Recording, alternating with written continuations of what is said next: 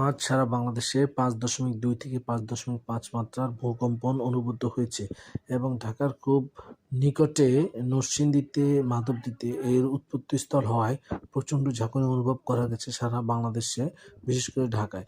সকলে আতঙ্কিত হয়েছে। 10টা 38 থেকে 10টা 39 মিনিটের মধ্যে এই ভূমিকম্প সংঘটিত হয়েছে। এখন পর্যন্ত যতটুকু খবর পাওয়া গেছে, সারা দেশে প্রায় ১০ জনের মতো নিহত হওয়ার সংবাদ পাওয়া গেছে এবং নরসিংদী উৎপত্তিস্থল নরসিংদী, এখানেই ৫ জন এবং নারায়ণগঞ্জে ২ জন এবং বংশালে এখন পর্যন্ত ৩ জন রেলিং ভেঙে পড়ে এখানে মারা গিয়েছেন।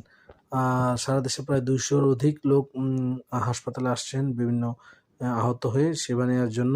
ঢাকা বিশ্ববিদ্যালয়ের বিভিন্ন হলে এবং বিভিন্ন বিশ্ববিদ্যালয়ের বিভিন্ন হলে আতঙ্ক ছড়িয়ে পড়ে। ২-১ জন ছাদ থেকে লাফিয়ে পড়েও আহত হয়েছেন। আসলে যারা বিশেষজ্ঞ তারা আশঙ্কা করছেন যে আসলে এরকম খুব বাংলাদেশ এবং ঢাকা বিশেষ করে যে একটি ঘনবসতিপূর্ণ এলাকা এবং এটি কিন্তু তীব্র ভূমিকম্পের ঝুঁকিতে আছে এবং ভূমিকম্প যেহেতু আগে থেকে আগাম সতর্কবার্তা নিশ্চিত করা যায় না, তো এখানে অর্থের দুর্যোগ প্রতিরোধ, প্রতিকার এবং পরবর্তী ব্যবস্থা সম্পর্কে সরকারকে আরও ওয়াকিবহাল হতে হবে এবং নাগরিককেও আরও বেশি সচেতন হতে হবে।